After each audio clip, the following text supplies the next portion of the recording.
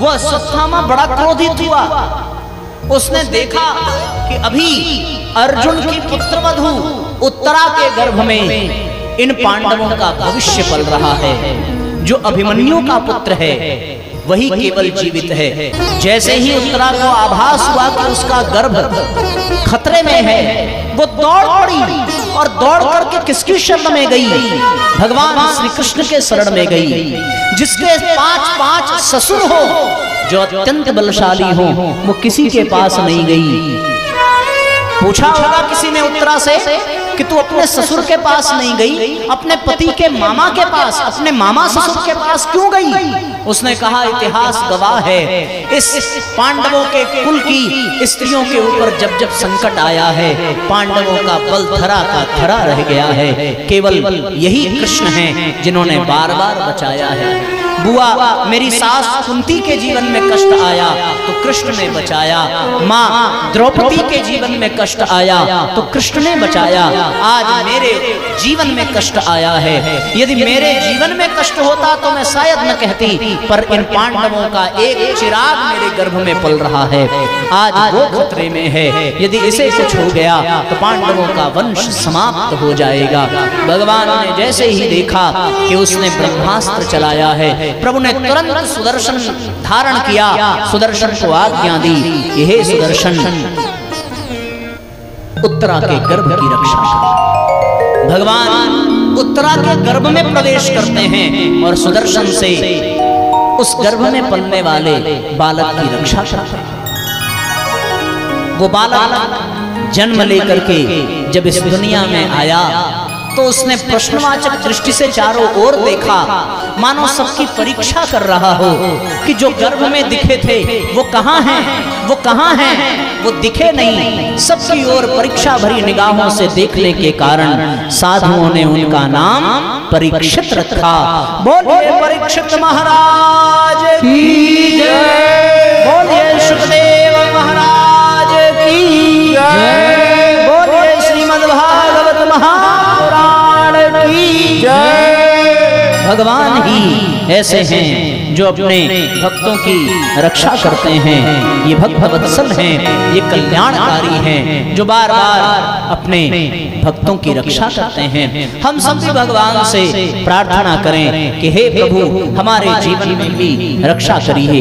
एक साथ सभी गुनगुनाइए, मेरी भी टेर सुन लो धनवान के धनैया, मेरी भी टेर सुन लो धनवान के धनैया, मेरी भी टेर सुन लो धनवान के धनैया, मेरी भी टेर सुन लो धनवान के धनैया, मेरी भी टेर सुन लो धनवान के धनैया, मेरी भी टेर सुन लो धनवान के धनैया।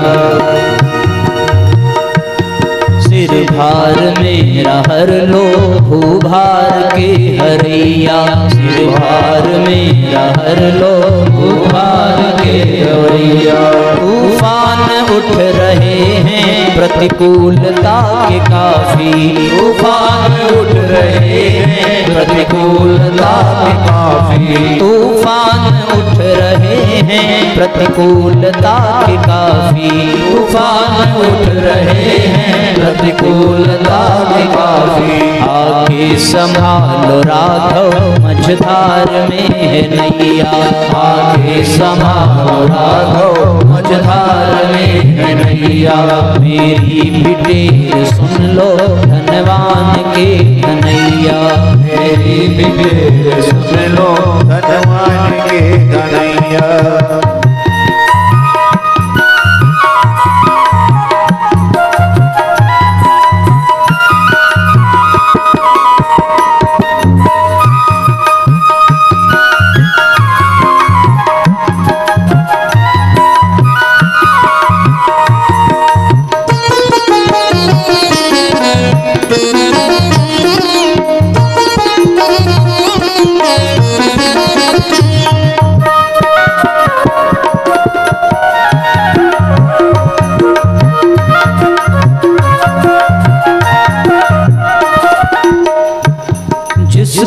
नहीं है कोई जो पड़ गया अकेला, जिसका नहीं है कोई जो पड़ गया अकेला, जिसका नहीं है कोई जो पड़ गया अकेला, जिसका नहीं है कोई जो पड़ गया अकेला। उस दीन के सहारे तुम हो भरत के भैया, उस दीन के सहारे तुम हो भरत के भैया, उस दीन के सहारे तुम हो भरत के भैया, उस दीन के सहारे तुम हो भरत के भैया। मेरी भी ढेर सुन लो धनवान के धनैया, मेरी भी ढेर सुन लो धनवान के धनैया।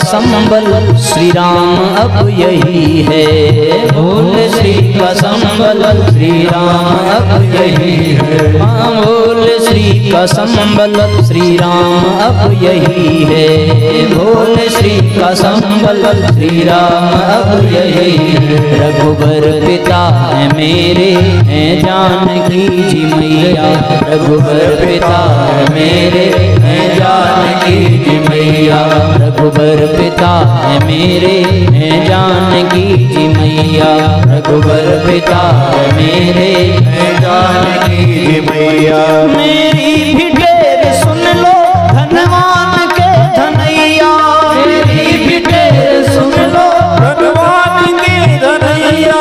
सिर भार मेरा हर लो भूभार के हरैया, भार मेरा हर लो भूभार के रवैया। मेरी भी ढेर सुन लो भूभार के हरैया, मेरी भी ढेर सुन लो धनवान के धनैया। आके संभालो राघो मझधार में है नैया, आके संभालो राघो मझधार में है नैया।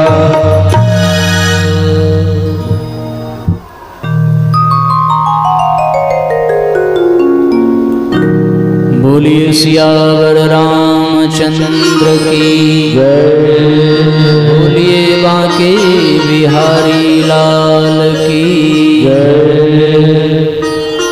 भगवान ने परीक्षित की रक्षा की है। उसके पश्चात भगवान रथ पर चढ़कर के विदा हुए। जैसे ही भगवान रथ पर चढ़कर के विदा हुए, माता कुंती ने दौड़ करके भगवान के चरणों को पकड़ लिया। भगवान ने माता कुंती से कहा कि बुआ मैं जा रहा हूं, कहो क्या चाहती हो, क्या मांगती हो। माता कुंती ने कहा है कि विपदः सन्तु नः शश्वत तत्र तत्र जगद्गुरो। एक ही बात कही है कि हे जगद्गुरु, हे स्वामी, एक ही प्रार्थना है। मैं आपसे केवल इतना ही कहती हूँ कि जाते जाते मेरे जीवन में मुझे कष्ट दे करके जाइए, दुख दे करके जाइए, विपत्ति दे करके। विपदः सन्तु नः, विपत्ति मांगती हूँ। भगवान ने आश्चर्य भरे शब्दों से कहा, बुआ तेरा दिमाग तो ठीक है, जीवन भर तो तूने कष्ट ही पाया है, जीवन भर तूने दुख ही पाया है, कभी तुझे प्रसन्नता नहीं हुई।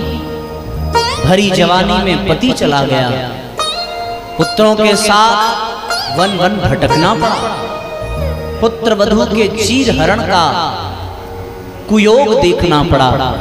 और आज जब तू राजमाता बन रही है, तेरे पुत्र चक्रवर्ती राजा बन रहे हैं, तो तू फिर से दुख मांगती है, कष्ट मांगती है, विपत्ति मांगती है। ये क्या है? माता कुंती ने कहा कि हे केशव, मैंने जान लिया है, जब तक हमारे जीवन में विपत्ति थी तब तक तुम हमारे साथ थे, और आज जब मैं राजमाता बन गई तो तुम हम सबको छोड़ करके जा रहे हो। हमें सुख नहीं चाहिए, हमें तो गोविंद चाहिए। हमें परमात्मा से नहीं चाहिए, हमें परमात्मा ही चाहिए। हम सारे कष्टों को भोगने के लिए तैयार हैं, पर हे प्रभु, आप हमें छोड़ करके मत जाइए। हम आपके बिना रहना स्वीकार नहीं कर सकते। ऐसी अद्भुत भक्ति देख करके भगवान बहुत प्रसन्न हुए। माता कुंती को आश्वासन दिया कि हम छोड़ करके नहीं जा रहे, अन्य कार्यों को भी पूर्ण करना है। आप जब स्मरण करेंगी हम तब आपके समक्ष होंगे। ऐसा आश्वासन देकर के भगवान विदा होते हैं। अर्जुन भगवान को छोड़ने जाते हैं। कथा आगे की आप सबको पता है। भगवान ने स्वधाम गमन की योजना बनाई है, अर्जुन को वापस भेज दिया। भगवान ने अपने शरीर का त्याग करने की योजना बनाई, और फिर परमात्मा ने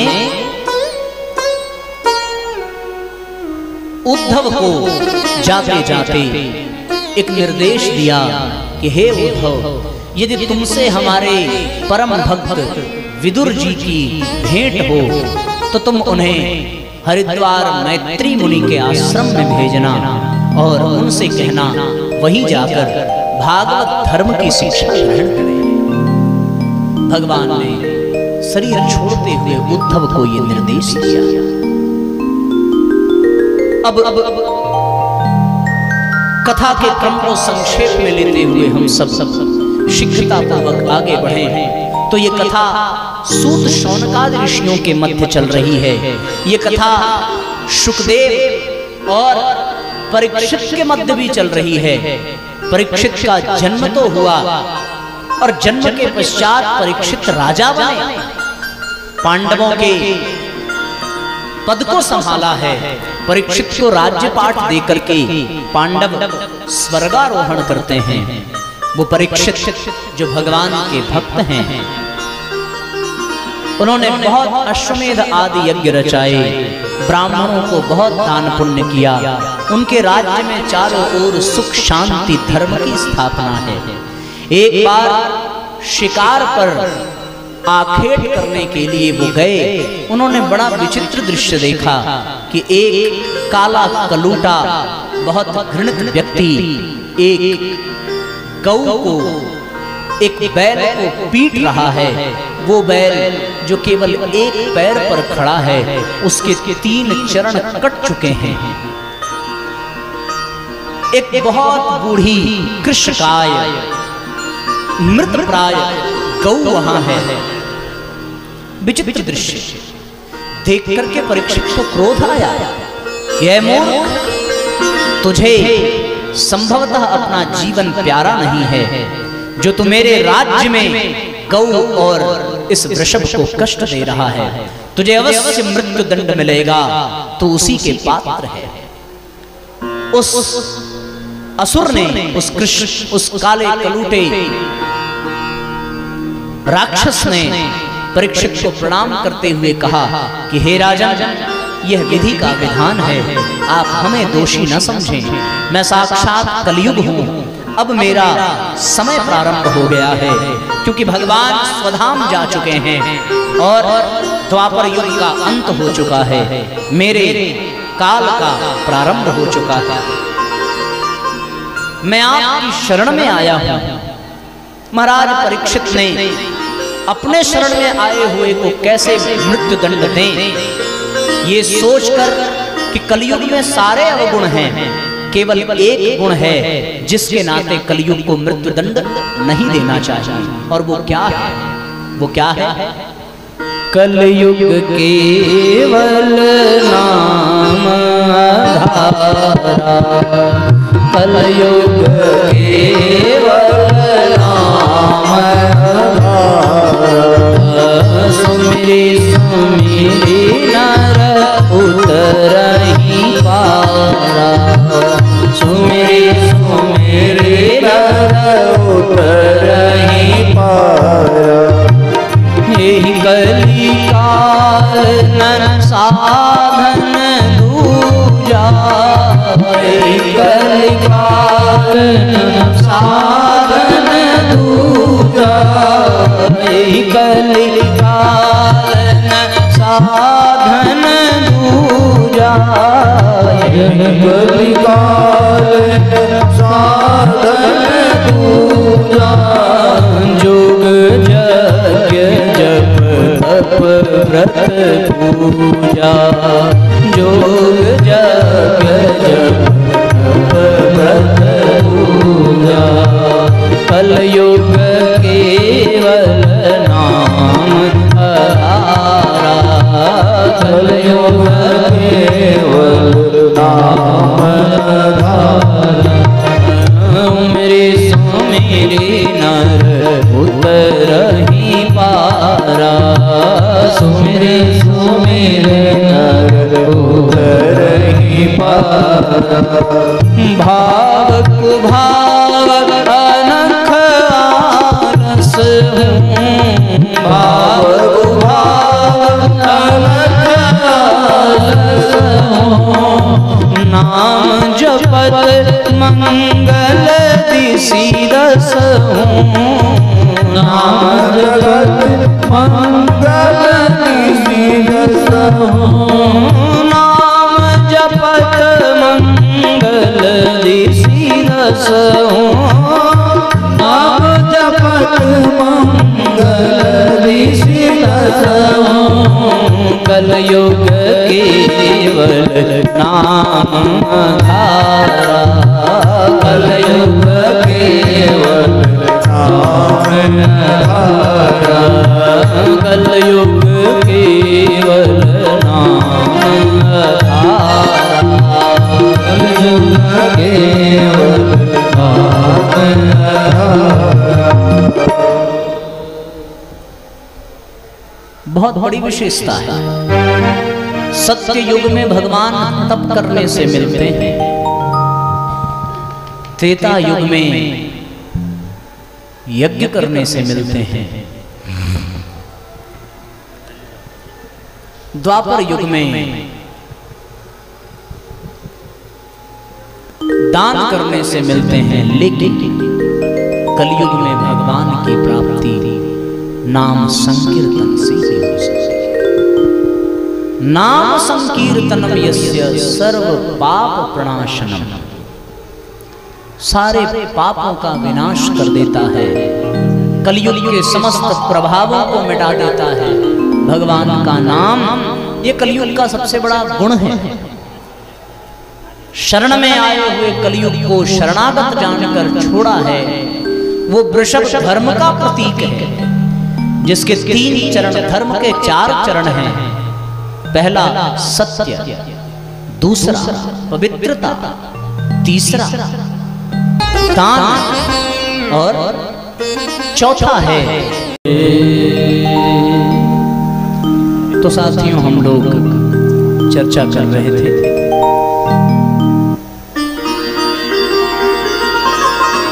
कि महाराज परीक्षित से अपराध हुआ,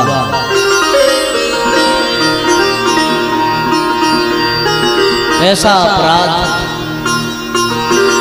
जो कभी कोई भी धर्मात्मा राजा करने की कल्पना भी नहीं कर सकता।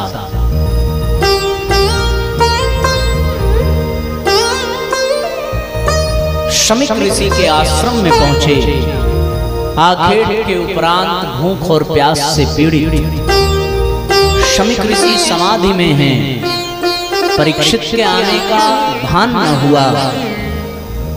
अब कलयुग है बुद्धि में, बुद्धि अनियंत्रित है, बुद्धि कुमार्गगामी हो चुकी है। तो फिर भ्रम, आशंका, अहंकार के नाते अपमान अनुभव होने लगा। मरे हुए सर्प को उठाया और शमीक ऋषि के गले में लपेट दिया कि ये ढोंगी है, ये पाखंडी है, मेरा स्वागत करने की बजाय मैं इस राज्य का राजा हूं, ये मुझे जल फल प्रसाद देने की बजाय समाधि में बैठने का ढोंग कर रहा है।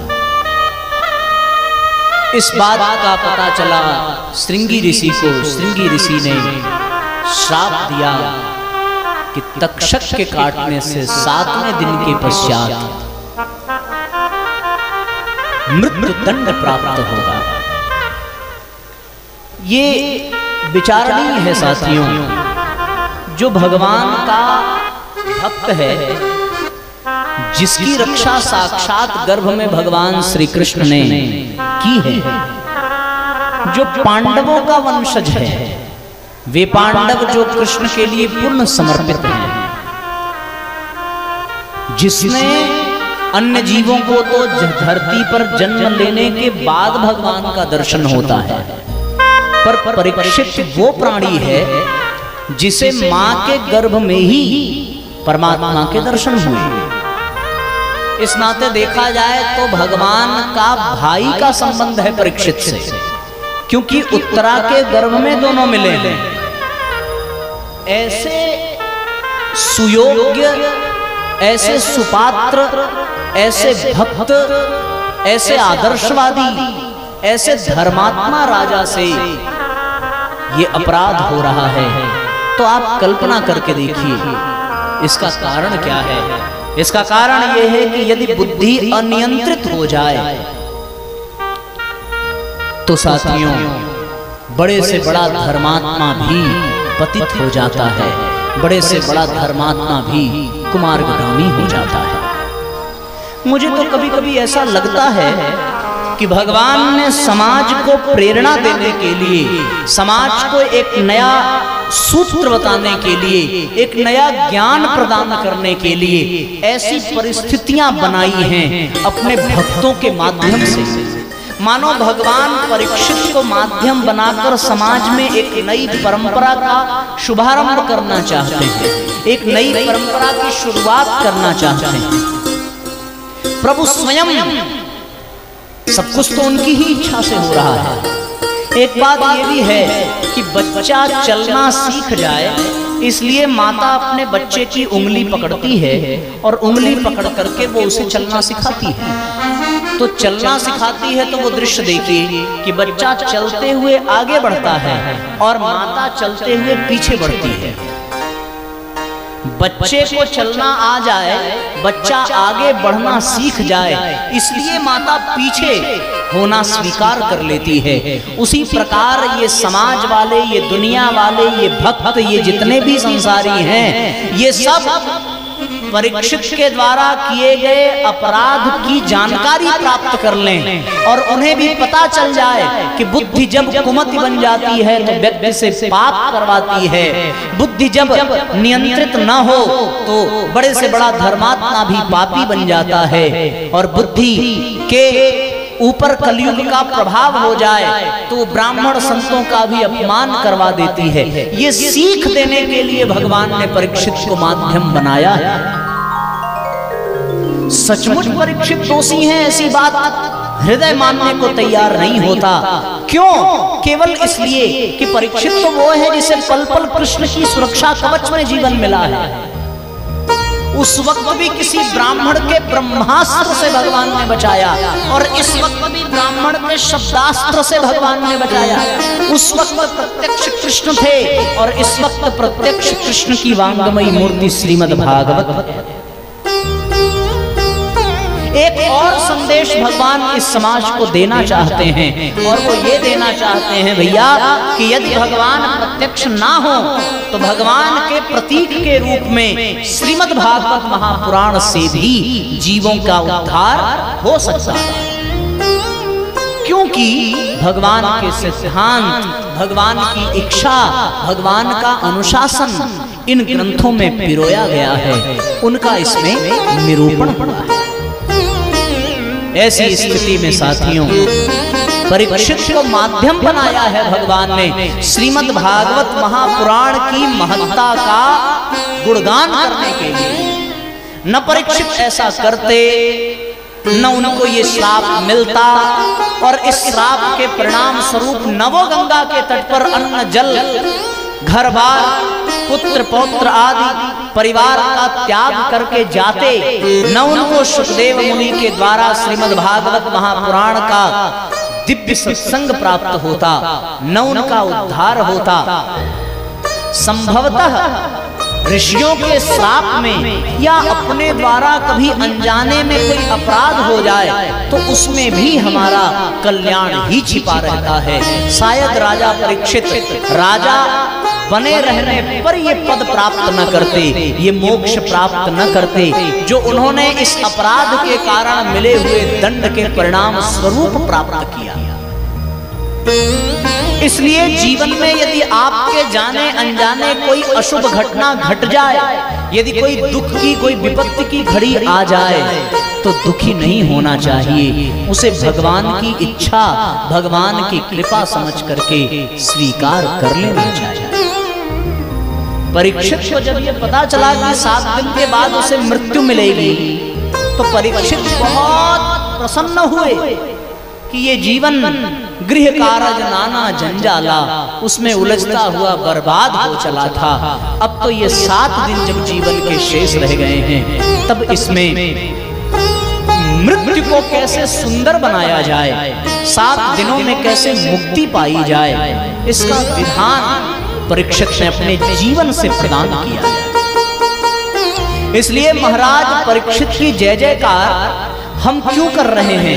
केवल इसलिए कि उनके जीवन में ये कष्ट आया, ये दुख आया, ये कुयोग आया, बल्कि इसे एक सुयोग, एक संयोग कहा जाए।